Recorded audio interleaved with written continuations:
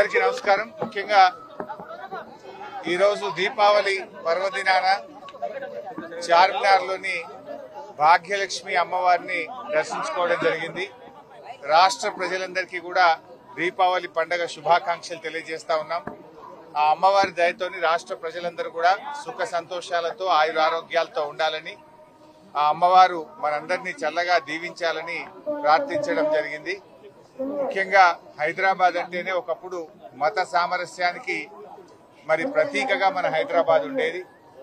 చార్మినార్ లో భాగంగా భాగ్యలక్ష్మి అమ్మవారి దేవాలయం ఉండడం, హిందువులు ముస్లింలను గౌరవించడం, ముస్లింలు హిందువులను గౌరవించడం, ఒకరి పండుగను ఒకరి సాంప్రదాయాల్ని ఒకరు గౌరవించుకునే గొప్ప సంస్కృతి మన హైదరాబాద్ కుంది. ఈ హైదరాబాద్ నగరం ఇంకా ఇంకా వెలిసిల్లాలని, ఇంకా అభివృద్ధి పథంలో ప్రయాణించాలని అమ్మవారిని ప్రార్థించడం జరిగింది. అయితే ఈరోజు రాష్ట్రంలో మనం చూస్తా ఉన్నాం, ఈ మధ్యకాలంలో పోలీసులకే రక్షణ లేకుండా పోయింది. మొన్ననే చూసాం, ఒక రౌడీ షీటరు ఒక పోలీస్ కానిస్టేబుల్ ని చంపడం జరిగింది. ఇది చాలా దురదృష్టకరమైన సంఘటన. అంటే హోంమంత్రిగా ముఖ్యమంత్రి ఉన్నాడు, ముఖ్యమంత్రి హోంమంత్రి, హోంమంత్రి ముఖ్యమంత్రి, కానీ ఇలా ప్రజల్ని రక్షించాల్సినటువంటి పోలీసులకే రక్షణ లేకుండా పోయింది రాష్ట్రంలో. అంటే ప్రభుత్వం పూర్తిగా శాంతి భద్రతల్ని నెలకొల్పడంలో, ప్రజలకు రక్షణ కల్పించడంలో ఈ ప్రభుత్వం పూర్తిగా విఫలమైపోయింది. ఇవాళ నిజంగా ఒక కానిస్టేబుల్ మరణించడం అనేది చాలా చాలా బాధాకరం. ఆ కుటుంబానికి ప్రభుత్వం అన్ని రకాలుగా ఆదుకోవాలని, వారి కుటుంబ సభ్యుల్ని ప్రభుత్వ ఉద్యోగంతో పాటు వారిని అన్ని రకాలుగా ప్రభుత్వం ఆ కుటుంబానికి అండగా ఉండాలని కూడా మేము ప్రభుత్వాన్ని డిమాండ్ చేస్తా ఉన్నాం. దీన్ని రివ్యూ చేసుకోవాలి. నిజానికి నైతిక విలువలుంటే, బాధ్యతలుంటే ఆ రోజుల్లో హోంమంత్రులు రాజీనామా చేసేవాళ్ళు. కానీ ఈ ముఖ్యమంత్రికి అట్లాంటివి ఏమి లేవు. ఇవాళ ఈ రాష్ట్రంలో శాంతి భద్రతలు తగ్గిపోయి గుండాల రాజ్యం వస్తూ ఉంది ఎక్కడ చూసినా కూడా. ఇలా ఇది అంతా కూడా కంట్రోల్ చేయాల్సినటువంటి అవసరం ఉంది. పోలీసులు ఇలా ప్రజల ప్రాణ మాన రక్షణను కల్పించేటువంటి పోలీసులకు ఇలా రక్షణ లేని పరిస్థితులు ఈ రాష్ట్రంలో ఏర్పడడం అనేది చాలా దురదృష్టకరం. అమ్మవారిని కూడా మేము ప్రార్థిస్తాం, రాష్ట్రంలో ఇంకా శాంతి భద్రతలు నెలకొల్పాలి, రాష్ట్రంలో ఇంకా మంచి అభివృద్ధిలో ముందుకు సాగాలి అని చెప్పి అమ్మవారిని కూడా ప్రార్థిస్తా ఉన్నాం. ఎంతో పురాతన చరిత్ర కలిగినటువంటి భాగ్యలక్ష్మి అమ్మవారిని ఈ రోజు దర్శించుకోవడం చాలా సంతోషంగా ఉంది.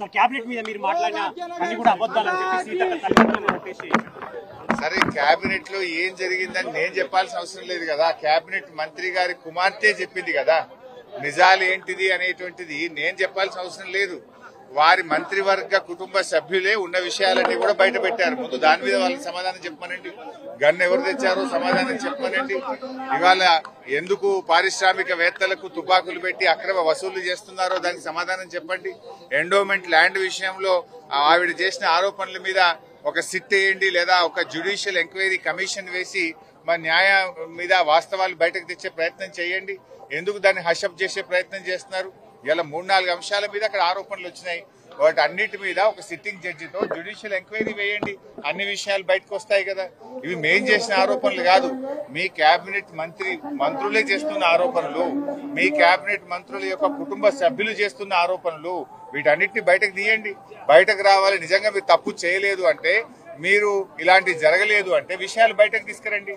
తప్పు చేయకపోతే పోలీసులు మంత్రి గారింటికి ఎందుకు పోయారు? తప్పు చేయకపోతే మంత్రి గారి కుమార్తె ముఖ్యమంత్రి సన్నిహితులే సెటిల్మెంట్ చేశారని చేసే ఆరోపణ మీద ప్రభుత్వం ఎందుకు సమాధానం చెప్తలేదు? ఇలా హైదరాబాద్ గుండా రాజ్యంగా మార్చారు. ఒకప్పుడు బీఆర్ఎస్ ప్రభుత్వము పెట్టుబడులకు స్వర్గధామంగా మారుస్తే మీరు గన్ కల్చర్లు పెట్టి పెట్టుబడిదారుల దగ్గర అక్రమ వసూళ్లు చేసి వాటాల్లో పంచుకోవడంలో తేడాలు వచ్చి మీరు తన్నుక చేస్తున్నారు. ఇలా పాలన చేస్తున్నారా, వాటాలు పంచుకోవడం కోసం మీలో మీరు తన్నుక చేస్తున్నారా? ప్రజలు బాధపడుతున్నారు, ప్రజలు ఆలోచిస్తున్నారు. బీఆర్ఎస్ హయాంలో రెడ్ కార్పెట్ వేసి పెట్టుబడిదారులను ఆహ్వానించింది బీఆర్ఎస్. కానీ ఈ రోజు మీరేం చేస్తున్నారు? ఆ పెట్టుబడిదారులను తుపాకులు పెట్టి బెదిరించి ఒక గన్ కల్చర్ ని తెచ్చారు మీరు. ఆ రోజు మేమేమో అగ్రికల్చర్ ని పెంచాం, మీరేమో గన్ కల్చర్ ని పెంచుతున్నారు. మీకు మాకున్న తేడా అదే. మంత్రికి పోలీసులు కూడా